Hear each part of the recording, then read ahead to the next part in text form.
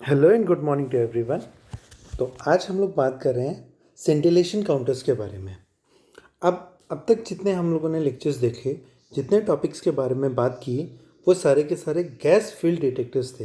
That means कि जो base material है, जिसके साथ जो इंसिडेंट रेडिएशन है या जिनका डिटेक्शन करना है, उन सब का इंटरेक्शन हो रहा था गैस से। बट ये जो काउंटर है, ये टोटली डिफरेंट है सारे प्रीवियस काउंटर्स से। तो this is the scintillation counter. अब सेंटिलेशन काउंटर की अगर बात करें तो अर्ली एटॉमिक फिजिक्स एक्सपेरिमेंट्स में क्या हुआ, अल्फ़ा पार्टिकल जो है वो लाइट फ्लैशेस के थ्रू या सिंटिलेशंस के थ्रू प्रोड्यूस होते थे। जब वो क्या है, किसी एक मटेरियल, सर्टेन मटेरियल्स होते हैं जैसे जिंक सल्फाइड हो गया, ये जिंक सल्फाइड मटेरियल्स क्या करते हैं, फ्लैशेस ऑफ लाइट प्रोड्यूस करते हैं, जिनको हम सिंटिलेशन भी बोलते हैं। तो उनके ऊपर स्ट्राइक होने के बाद फ्लैशेस प्रोड्यूस करते थे, और हर एक इंडिविजुअल फ्लैश के साथ जो भी एक्सपेरिमेंटर था वो आइडेंटिफाई कर सकता था कि भाई एक पार्टिकल एंटर हुआ है। एक पार्टिकल आया, फ्लैश मिला, पार्टिकल काउंट हुआ। दूसरा पार्टिकल आया, फ्लैश मिला, दूसरा पार्टिकल काउंट किया। बट ये सारे के सारे सिंटिलेशन है, हम लोग नॉर्मल सेक्शन से सिंटिलेटिंग स्क्रीन पे थ्रू लो पावर माइक्रोस्कोप के थ्रू हम लोग देख सकते थे या काउंट कर सकते थे इसको। बट ये जो पूरे के पूरा जो प्रोसेस था बहुत ज़्यादा लेबोरियस था। वो इसलिए क्योंकि बहुत ज़्यादा मेहनत लगती थी इसमें, इंडिविजुअल फ्लैश को काउंट करना पड़ता था और कंटिन्यूसली हमको वहीं पर बैठे रहना पड़ता था। तो ये जो चीज़ है बहुत, क्या बोलते हैं, लिबेरियस तो थी प्लस साथ में बहुत ज़्यादा टाइम कंज्यूमिंग थी, और ये सिर्फ और सिर्फ लो काउंट रेट्स के लिए ही एप्लीकेबल थी, और इम्प्रैक्टिकेबल हो जाती है जहाँ पर कि काउंटिंग रेट हाई हो जाता है या नंबर ऑफ पार्टिकल जो एंटर हो रहे हैं, रेडिएशन जो एंटर हो रहा है वो बहुत ज़्यादा है। तो उस केस में ये एप्लीकेबल नहीं था। तो फिर नेक्स्ट क्या हुआ कि आगे जाके सिंटिलेटिंग काउंटर जो है वो अबेंडन कर दी गई। जैसे जैसे गीगर काउंटर, जो गीगर मिलर काउंटर जो हम लोगों ने बात की पहले, उसकी उसका जो इन्वेंशन हुआ, उसका डेवलपमेंट हुआ। फिर बाद में क्या हुआ, in the year 1947 Marshall and Coltman ने यूएसए में एंड कैलमेल जर्मनी में उन्होंने एक नई टेक्निक इंट्रोड्यूस की, जिसमें कि लाइट फ्लैशेज जो एक सूटेबल सिंटिलेटर से डिटेक्ट होती थी, एक डिवाइस से, जिसको हम लोग फोटो मल्टीप्लायर ट्यूब बोलते हैं, शॉर्ट फॉर्म में पीएमटी बोलते हैं। That is photo stands for P, multiplier stands for M and T stands for tube. तो फोटो मल्टीप्लायर ट्यूब से सिंटिलेशंस डिटेक्ट होती थी, ये कह सकते हैं उससे, उसकी हेल्प से डिटेक्ट होती थी, डायरेक्टली उससे नहीं डिटेक्ट होती थी। फिर इसमें क्या होता था, फोटो मल्टीप्लायर ट्यूब की हेल्प से डिटेक्ट होती थी और हमको इलेक्ट्रिक पल्सेस मिलती थी, और उन इलेक्ट्रिक पल्सेस को एम्पलीफाई करके एक सर्टेन मीन्स से, दैट मीन्स जैसे हम लोग अभी इलेक्ट्रिकल सर्किट यूज़ किए सारे काउंटर्स में, सिमिलरली इसमें भी इलेक्ट्रिकल सर्किट्स यूज़ होते थे हमारे सिंटिलेटिंग काउंटर में। अब ये जो टेक्निक है धीरे धीरे बहुत वर्सेटाइल हो गई और कैपेबल भी हो गई, कि जो हाई काउंटिंग रेट्स हैं जो कि गीगर काउंटर्स में पॉसिबल नहीं है, उनके लिए भी ये टेक्निक बहुत ज़्यादा हेल्पफुल रही। तो ये जो सिंटिलेशन काउंटर है आज की डेट में बहुत कॉमन हो गए हैं for the detection of nuclear radiations. अब बात करते हैं कि जो सिंटिलेटर काउंटर्स जो होते हैं वो कौन से प्रिंसिपल पे बेस्ड हैं, किस तरह से काम करते हैं। बहुत सिंपल सी चीज़ है कि जो ये हमारा जो सिंटिलेटर काउंटर्स जो हैं, उसमें जब भी न्यूक्लियर रेडिएशन जो है वो एक fluorescent material, fluorescent that means वो लाइट इमिट करता है, ग्लो करता है, जैसे कि जिंक मटेरियल हो गया। जब भी रेडिएशन ऐसे मटेरियल के ऊपर स्ट्राइक करता है तो वो क्या करता है, फ्लैश ऑफ लाइट प्रोड्यूस करता है, जिसको हम सेंटिलेशंस बोलते हैं। और ये जो सेंटिलेशंस हैं वो फोटो मल्टीप्लायर ट्यूब या आगे जो सर्किट्स रहते हैं उनकी हेल्प से डिटेक्ट हो जाते हैं या काउंट हो जाता है। This is the basic principle of the scintillating counters. अब सिंटिलेटर काउंटर्स की कंस्ट्रक्शन के बारे में देखते हैं कि ये जो है इस सिंटिलेटिंग काउंटर में बेसिकली 3 पार्ट्स होते हैं। फर्स्ट पार्ट जो हो गया दैट इज सिंटिलेटिंग मटेरियल या फॉस्फोर भी बोलते हैं, जो कि बहुत छोटी सी लाइट फ्लैश प्रोड्यूस करता है जब भी उसके ऊपर कोई रेडिएशन इंसिडेंट होता है या उसके थ्रू पास होता है रेडिएशन। पहला सिंटिलेटिंग मटेरियल और फॉस्फोर। दूसरा जो है that is PMT photo multiplier tube, जो क्या करता है इस लाइट फ्लैश को डिटेक्ट करता है और एक इलेक्ट्रिक पल्स और इम्पल्स जनरेट करता है।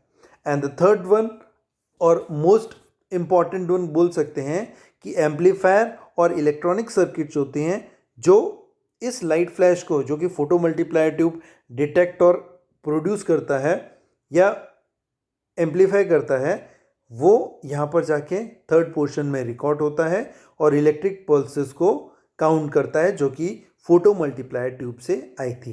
तो तीन मेन पार्ट कंपोनेंट्स हो गए, सिंटिलेटिंग मटेरियल या phosphor, second one is photo multiplier tube और third is amplifier and electronic circuits. ये बेसिक कंस्ट्रक्शन है सिंटिलेटिंग काउंटर्स का। अब नेक्स्ट आ जाता है, next is how it works. तो इसकी वर्किंग भी इन्हीं तीनों पार्ट्स के ऊपर बेस्ड है। तो सबसे पहले हम लोग बात करते हैं कि किस तरह से ये जो पूरा का पूरा जो काउंटर है ब्लॉक डायग्राम में रिप्रेजेंट होता है।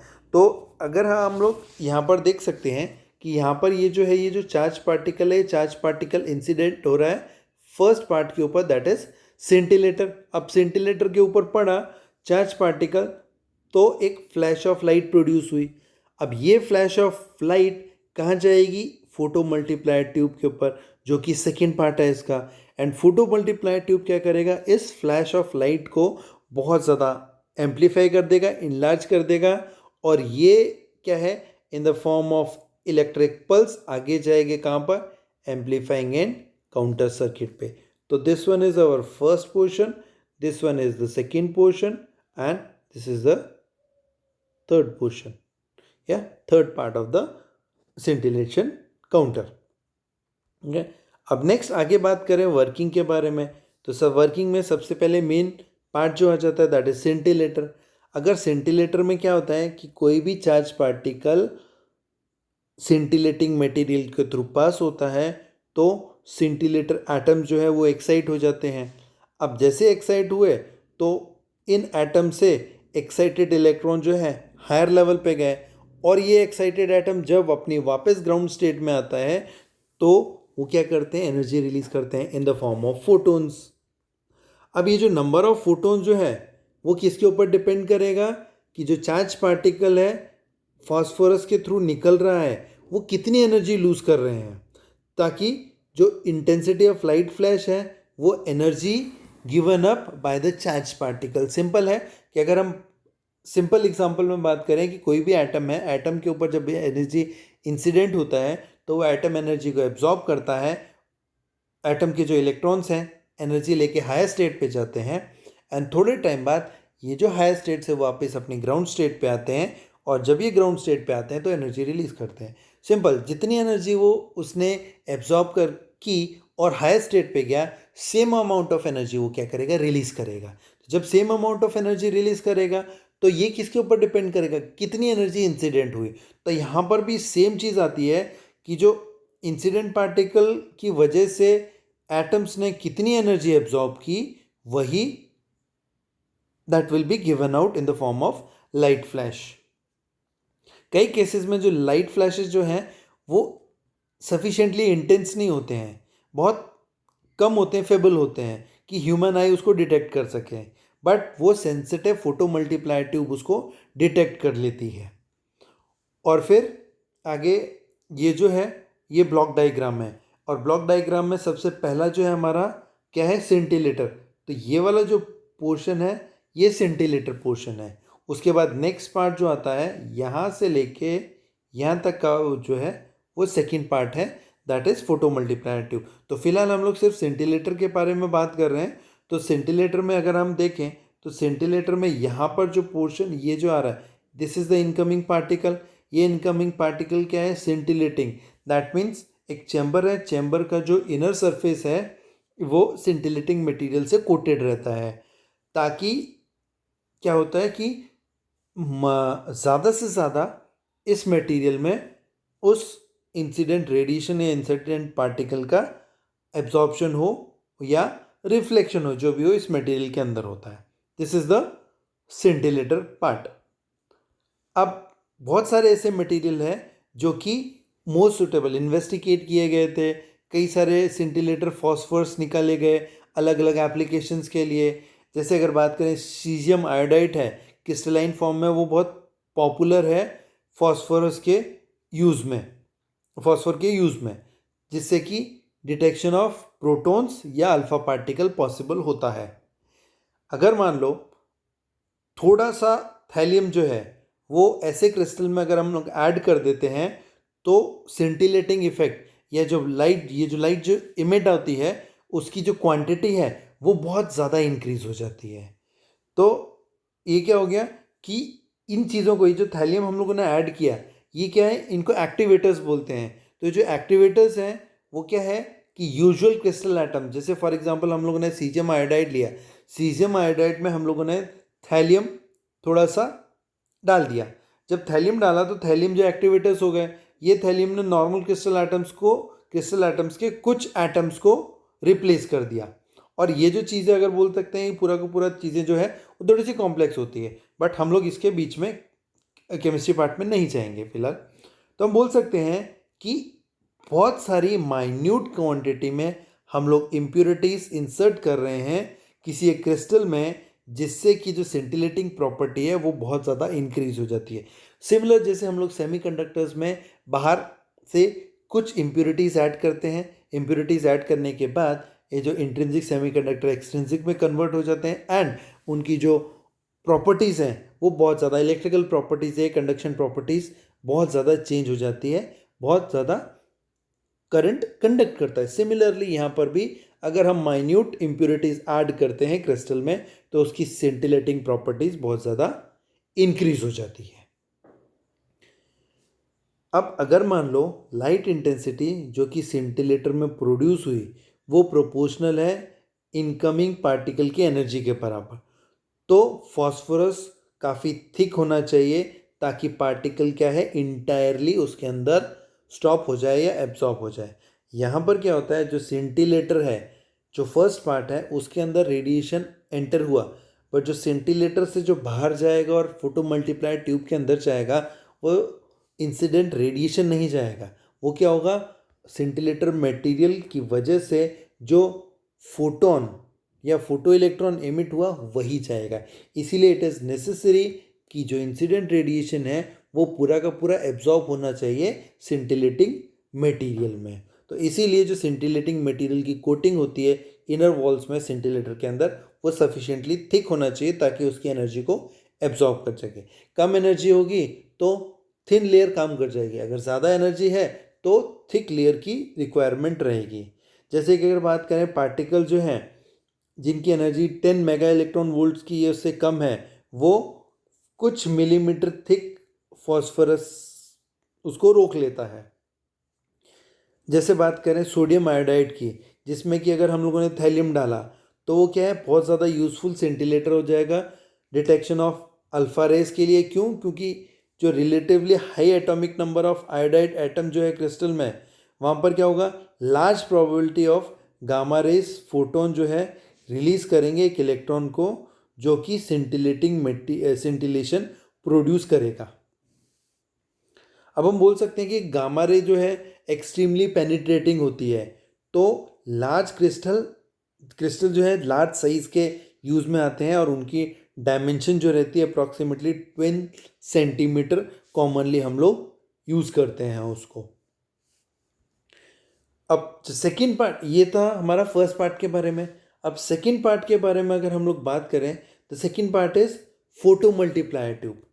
अब फोटो मल्टीप्लायर ट्यूब में क्या होता है कि जो फोटोन है, अब हमने देखा कि फोटोन इंसिडेंट रेडिएशन सेंटिलेटर मटेरियल के ऊपर पड़ा, सेंटिलेटर ने क्या किया, एक इलेक्ट्रॉन बाहर निकाला, या बोल सकते हैं फोटोन बाहर निकाला या फोटो इलेक्ट्रॉन बाहर निकाला।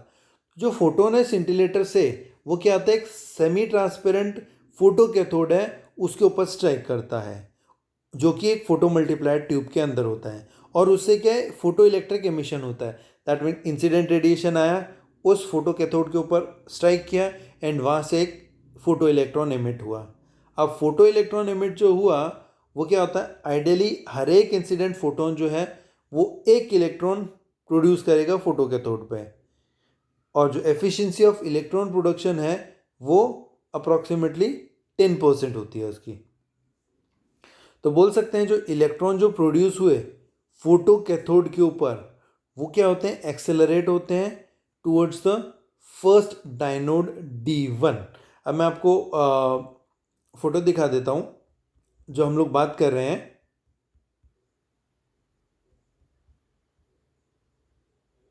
ये जो हमारा डायग्राम है, इस डायग्राम में ये जो फोटो मल्टीप्लायर ट्यूब बोला मैंने, this is the photo multiplier tube. यहाँ से यहाँ तक, यहाँ पर क्या है, ये जो पोर्शन दिख रहा है हमको, ये पोर्शन जो है यहाँ पर, ये देखो, ये है फोटो कैथोड। इस फोटो कैथोड के ऊपर यहाँ से एक इलेक्ट्रॉन स्ट्राइक हुआ। जब यहाँ से एक इलेक्ट्रॉन स्ट्राइक हुआ तो फोटो इलेक्ट्रिक इफेक्ट की वजह से एक फोटो इलेक्ट्रॉन इमिट हुआ, और ये जो फोटो इलेक्ट्रॉन है वो कहाँ जाएगा, फर्स्ट डायनोड के ऊपर। ठीक है, अब फर्स्ट डायनोड, अब डायनोड्स दैट मीन्स अलग अलग पोटेंशियल पे रखे हुए हैं। ठीक है, ये इलेक्ट्रोड्स ही हैं, अलग अलग पोटेंशियल पे रखे रहते हैं, और सक्सेसिव ईच उन दोनों के बीच, उन सब के बीच में जो पोटेंशियल डिफरेंस है उनकी वैल्यू सेम रहती है। तो फर्स्ट डायनोड, ये जो डायनोड है ये D1 है, फर्स्ट डायनोड। उसके बाद सेकंड डायनोड की बात करें तो पहला डायनोड जो था वो 100 वोल्ट के पोटेंशियल पे था। सेकंड डायनोड D2 है वो 200 वोल्ट के बीच में ऊपर है। थर्ड डायनोड D3 300, फोर्थ डायनोड जो है वो 400 वोल्ट, और जो फिफ्थ डायनोड है वो 500 वोल्ट के पोटेंशियल पे रखा गया है सक्सेसिव, और एक दूसरे के ऐसे ऑपोजिट में रखा जाता है। ठीक है, ये किस लिए, ये भी अभी समझते हैं हम लोग।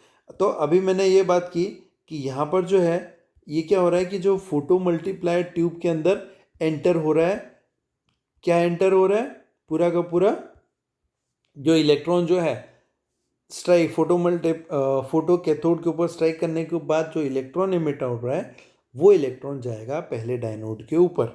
ठीक है, जो कि पॉजिटिव है with respect to the photo cathode. अब जो नंबर ऑफ इलेक्ट्रॉन जो है फोटो कैथोड के ऊपर स्ट्राइक हुए और वहाँ से बाहर निकले वो प्रोपोर्शनल होंगे किसके, नंबर ऑफ फोटोन्स के जो कि उसके ऊपर इंसिडेंट हुए। तो जो एनर्जी है ओरिजिनल इनकमिंग पार्टिकल उसके बराबर होंगे। तो ये जो डायग्राम है ये भी सेम एग्जैक्टली वही है। तो यहाँ पर अगर हम लोग देखें, यहाँ पर ये जो रखा है ये फोटो कैथोड हो गया रेड कलर में। फोटो कैथोड से एक फोटो इलेक्ट्रॉन यहाँ पर इमिट हुआ।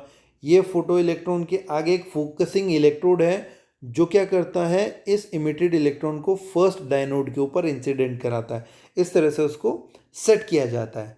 अब ये जो डायनोड है दिस इज D1, फर्स्ट डायनोड है। इस डायनोड के ऊपर क्या होगा, पहला जो फोटो इलेक्ट्रॉन है वो इंसिडेंट होगा। हम लोग एग्जांपल लेके लड़ रहे हैं कि मान लो फॉर एग्जांपल एक जो फोटो इलेक्ट्रॉन इमिट हुआ फोटो कैथोड से वो फर्स्ट डायनोड D1 के ऊपर जाके स्ट्राइक हुआ। ठीक है, अब आगे चलते हैं। क्या हुआ कि जो डायनोड D1 क्या है, इस तरह से प्रिपेयर किया जाता है, उसका सरफेस इस तरह से होता है ताकि उसके ऊपर से सेकेंडरी इमिशन हो। और इस प्रोसेस में, सेकेंडरी इमिशन के प्रोसेस में, इलेक्ट्रॉन जो है वो क्या करता है, सरफेस को हिट करता है और वहाँ से इजेक्शन होता है मोर देन वन इलेक्ट्रॉन से। ऐसा नहीं कि एक इलेक्ट्रॉन फर्स्ट डायनोड के ऊपर हिट हुआ तो वहाँ से अगेन सिर्फ और सिर्फ एक ही इलेक्ट्रॉन इमिट होगा। वहाँ पर क्या होगा, सेकेंड इमिशन रेशियो जो है वो number of secondary electrons emitted पर इंसिडेंट इलेक्ट्रॉन, और वो किसके ऊपर डिपेंड करता है, अभी बताया मैंने, सरफेस ट्रीटमेंट के ऊपर इलेक्ट्रोड के, कि और प्लस साथ में कितना पोटेंशियल डिफरेंस है उसके ऊपर, और पार्टिकल को कितना एक्सेलरेट किया गया है उसके आने से पहले। अगर मान लो सेकेंडरी इमिशन रेशियो जो है वो ऑर्डर ऑफ 4 रहता है। फॉर एग्जाम्पल डायनोड D1 जो है, मान लो वो which are emitted with the zero velocity, dynode D1 से जीरो वेलोसिटी से एक इलेक्ट्रॉन इजेक्ट हुआ, फिर वो क्या है, एक्सेलरेट होगा टुवर्ड्स द डायोड D2। जब D2 की तरफ एक्सेलरेट होगा तो D2 पे आने के बाद सेकेंडरी इमिशन होगा। अब जनरली फोटो मल्टीप्लायर ट्यूब में 10 या 11 डायनोड्स होते हैं और उसमें क्या है, लार्ज मल्टीप्लिकेशन होता है इमिटेड इलेक्ट्रॉन्स का। अब हुआ ये कि हमने एग्जांपल लिया, मान लो सेकेंडरी इमिशन रेशो 4 है, जो D1 से एक फोटो इलेक्ट्रॉन इजेक्ट होके D2 पे गया, D2 से 4 इलेक्ट्रॉन एमिट हुए, तो टोटल 10 डायनोड तक पहुंचते पहुंचते वो 4 जो इलेक्ट्रॉन है वो मल्टीप्लाई होते होते 4⁻10 के फॉर्म में आ गया लास्ट डायनोड तक, जो कि फोटो कैथोड से एमिट हुआ था, वो लास्ट तक पहुंचते पहुंचते 4⁻10 हो गया। तो ट्यूब का जो टोटल गेन हुआ वो 4⁻10 हुआ यहाँ पर जाके। तो हम बोल सकते हैं एक सिंगल इलेक्ट्रॉन जो कि फोटो कैथोड से एमिट हुआ वो एक डिटेक्टेबल पल्स के फॉर्म में आ जाता है एट द लास्ट डायनोड, और जिसको हम लोग कलेक्टर बोलते हैं। Last dynode is known as collector और या ऑफ द फोटो मल्टीप्लायर। अब ये जो फोटो मल्टीप्लायर ट्यूब थी हमारी, इसकी ये जो हम लोगों ने अरेंजमेंट देखा था, नॉट नेसेसरी कि इसका अरेंजमेंट ऐसा ही हो, सिलिंड्रिकल शेप में हो और ऑपोजिट उसमें डायनोड्स लगे हुए हो।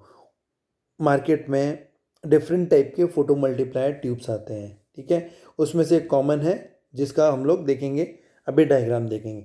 इसमें डायनोड जो है वो क्या है, ये देखो, ये जो डायग्राम है this is the type of, sorry, ये जो फोटो मल्टीप्लायर ट्यूब है एक type of photo multiplier tube है, ठीक है। इसको इलेक्ट्रोस्टैटिकली फोकस्ड फोटो मल्टीप्लायर ट्यूब बोलते हैं। इसमें क्या होता है कि डायनोड्स इस तरह से अरेंज किया जाता है कि automatically focusing action automatically they देते हैं वो लोग। तो फर्स्ट डायनोड से सेकंड डायनोड, सेकंड से थर्ड है, वो ऑटो इलेक्ट्रॉन जो है वो क्या करते हैं, एक्सेलरेट होते हैं और डायरेक्ट ऑटोमेटिकली होते हैं।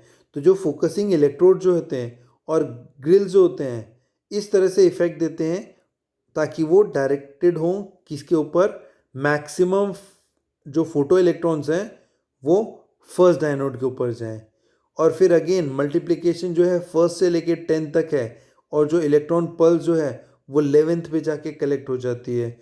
और सारे के सारे जो फोटो मल्टीप्लायर ट्यूब है उनके अंदर हाई वैक्यूम रखा जाता है ताकि देखें कि जितनी पॉसिबल हो सके फोटोन्स प्रोड्यूस हो सकें सिंटिलेशन प्रोसेस में, और वो सारे के सारे कहाँ तक पहुँच जाएं, फोटो कैथोड तक, और फोटो कैथोड से आगे जाके मल्टीप्लिकेशन हो जाए। यहाँ पर भी एग्जैक्टली सेम चीज़ हो रही है। यहाँ पर क्या है, जो फोटोन जो है, फोटोन यहाँ से इंसिडेंट हो रहे हैं, ये सीधा अंदर की तरफ इंसिडेंट हुए, ये फोकसिंग इलेक्ट्रोड है यहाँ पर, ठीक है। फोकसिंग इलेक्ट्रोड से यहाँ पर अंदर हुए, ये फर्स्ट डायनोड ये हुआ, ये क्या करता है, ये डायनोड फोकस करता है फर्स्ट डायनोड के ऊपर, फिर ये चला गया सेकेंड डायनोड, फिर थर्ड डायनोड, फिर fourth, fifth, sixth, seventh, eighth, ninth and 10th, और फिर यहाँ जाके इधर इस वाले कलेक्टर दैट मीन्स 11th डायनोड के ऊपर इंसिडेंट हो जाता है, जहाँ पर कि सारे के सारे इलेक्ट्रॉन्स का कलेक्शन होता है और हमको एक इलेक्ट्रिक पल्स मिलती है। This is the type of a photo multiplier tube. अब इसके बाद लास्ट पार्ट आता है या लास्ट सेक्शन होता है जिसको काउंटिंग डिवाइस बोलते हैं, one of the most important part of a scintillating counter. अब सेंटिलेटर काउंटर क्या है, वो पार्टिकल जिनका टाइम इंटरवल और separated by less than 10⁻⁻6 seconds हो, दो इंसिडेंट रेडिएशन के बीच में, दो इंसिडेंट पार्टिकल के बीच में अगर मान लो 10⁻6 सेकेंड्स का भी गैप है तो भी वो आसानी से डिटेक्ट कर सकते हैं, और इसीलिए वो गीगर काउंटर के कंपैरिजन में बहुत ज़्यादा फास्टर होते हैं। और ये बोल सकते हैं कि जो वोल्टेज पल्स जो है फोटो मल्टीप्लायर ट्यूब से आई, उसका एम्पलीट्यूड क्या आता है, प्रोपोर्शनल होता है जो एनर्जी डिसिपेट हुई फॉस्फर में बाय द इंसिडेंट पार्टिकल। तो it is possible to determine the energy of individual incoming particle. हमारे जो गीगर जीएम काउंटर जो था, गीगर मलर काउंटर था, उसका ये ड्रॉबैक ये था कि वो कई बार इंडिविजुअल पार्टिकल जो इंसिडेंट पार्टिकल है उसकी एनर्जी के बारे में कुछ नहीं बता सकता। बट यहाँ पर क्या है, ये इंडिविजुअल एनर्जी के बारे में भी बता सकता है कि पार्टिकल की एनर्जी कितनी आई है। तो उसके बाद नेक्स्ट आ जाता है वर्किंग के बारे में। तो ओवरऑल देखा जाए तो हमने 3 पार्ट देखे, तीनों पार्ट किस तरह से काम करते हैं, वही एग्जैक्टली उसकी शॉर्ट फॉर्म में वर्किंग बताया गया कि आयोनाइजेशन रेडिएशन आया, वो किसी एक सोर्स से आया, वो क्या करेगा, वो जाएगा किसके ऊपर, फॉस्फोर के ऊपर। अब फॉस्फोर क्या करेगा, एक short pulse, light pulse produce करेगा। अब ये जो लाइट पल्स है वो कहाँ जाएगा, फोटो कैथोड के ऊपर। फोटो कैथोड क्या करेगा, अभी जो फोटो कैथोड है वो फोटो मल्टीप्लायर ट्यूब का पार्ट हो गया। अब ये फोटो कैथोड क्या करेगा, उस लाइट को जो कि अंदर फॉस्फोर मटेरियल से बाहर निकली उसको एब्जॉर्ब करेगा और वहाँ से एक फोटो इलेक्ट्रॉन इजेक्ट होगा।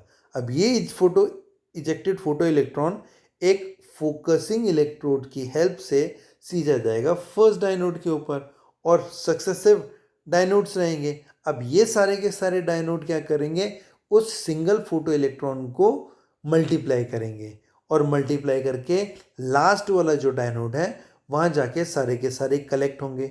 अब ये जो लास्ट वाला डायनोड है वो क्या करेगा, उसके पास मल्टीप्लाइड फॉर्म ऑफ इलेक्ट्रॉन आए, वो क्या करेगा, वो एक इलेक्ट्रिक पल्स जनरेट करेगा at the output of photo multiplier tube. और फिर ये जो पल्स है लास्ट वाले पोर्शन में जाके एम्पलीफाई होता है बाय लीनियर एम्पलीफायर और एक काउंटिंग डिवाइस में चला जाता है, जो काउंटिंग डिवाइस क्या करता है, लो लेवल नॉइस को रिमूव करता है, पल्स को रिमूव करता है और काउंट करता है इनकमिंग पार्टिकल को। शॉर्ट फॉर्म में ये वर्किंग थी फोटो सेंटिलेटिंग काउंटर की, जिसमें तीनों के तीनों पार्ट इंक्लूड हो गए।